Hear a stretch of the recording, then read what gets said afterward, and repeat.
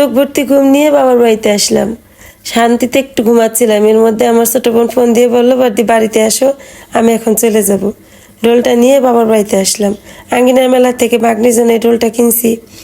চোখ দুটো ভর্তি ঘুম।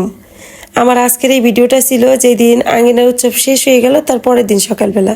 ওই দিন তো আমি সারা রাত আঙ্গিনাতে ছিলাম, অষ্টকালী কীর্তন শুনছি, ভোরবেলা বাসায় আসছি, এসে সকালে রান্না বাড়া শেষ করে একটু ঘুমাচ্ছিলাম, হইলো না আর ঘুম। বাড়িতে আসার পর আমার বাবার বিশাল অভিযোগ, তোমার ভাগ্নির জন্য ডোল কিনছো, আমার জন্য তো কিছু কিনো নাই।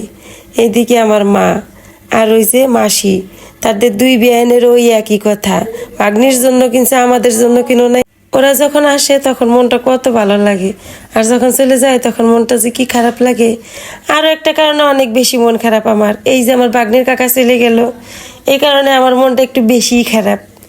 আঙ্গিনার উৎসব ছিল, ভাগ্নির কাকা ছিল, আমার ভাগ্নি ছিল, বোন ছিল, কত আনন্দ ছিল, সব আনন্দ শেষ। আমার মায়েরও আজকে মনটা অনেক খারাপ, ওরা চলে গেল। মার সাথে কিছু সময় থাকলাম, তারপর ওখান থেকে বাসায় এসে আগে একটু চা বসিয়ে দিলাম। মাথায় প্রচণ্ড যন্ত্রণা করতেছিল, সারা রাত ঘুমাইনি, তাতে কিন্তু আমার অতটাও কষ্ট হয় নাই, কিন্তু সকালবেলা যে ঘুমটা ভাঙলো ওইটার পর থেকে খুব মাথায় যন্ত্রণা শুরু হয়েছে। চাটা করে নিয়ে মাথায় একটু তেল দিলাম, তেলটা দেবার পর কিন্তু বেশ ভালো লাগতেছিল। ওইদিকে আমার বড় ছেলে আমি বাসায় আসা মতো তখন থেকে বলতেছিল, মা চা করো, চা করে আমাকে দাও। আমাকে এক কাপ চা করে কেউ হাতে দিলে ভালো হয়। এক কাপ চা খাবার পরে আমার শরীরের সমস্ত ক্লান্তি আর মাথা ব্যথা দূর হয়ে গেল। এদিকে আমার ছোট খোকা, সে কিন্তু এখনো ঘুমায়।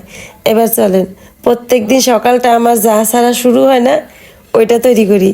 প্রত্যেক দিন কিন্তু সকালবেলা এই জুসটা আমি খালি পেটে খাই, কিন্তু আজকে খেলাম চা খাবার পরে, কারণ মাথায় খুব যন্ত্রণা ছিল। আগে চা খেলাম, তারপরে আমি এইটা খাইলাম। এবার চলেন রান্না বাড়া শুরু করি।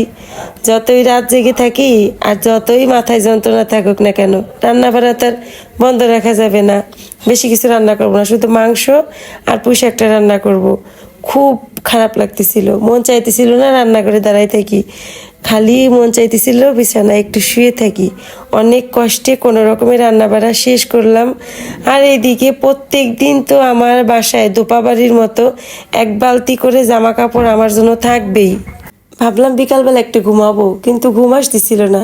তারপর আবার ভাবলাম না, যাই আমার প্রিয় জায়গাটা থেকে একটু ঘুরে আসি, রাতে ভালো একটা ঘুম হবে। বিকালবেলা সাজুগুজু করে চলে আসলাম আমার প্রিয় জায়গাটায়। কয়েকটা দিন আসি নাই, মনটা এখানেই ছিল, তাই ভাবলাম যাই, ওইখানেই যাই, কিছু সময় থাকি, আজকে না হয় তাড়াতাড়ি চলে আসবো। জিম থেকে বের হইলাম তখন সন্ধ্যা 7টা বাজে। ভাবলাম এখন বাসায় যে একটু রেস্ট নেবো, এখন তার বাসায় তেমন কোনো কাজ নাই। কিন্তু বাসায় আসার মাত্রই আমার বড় ছেলের আবদার, তার নাকি খাইতে মন চাইতেছে লুচি আর সুজি। মায়ের মন, ছেলের এখন খাইতে মন চাইছে, এখন তৈরি না করে দিলে তো নিজের উপরে মনটা ভালো লাগবে না।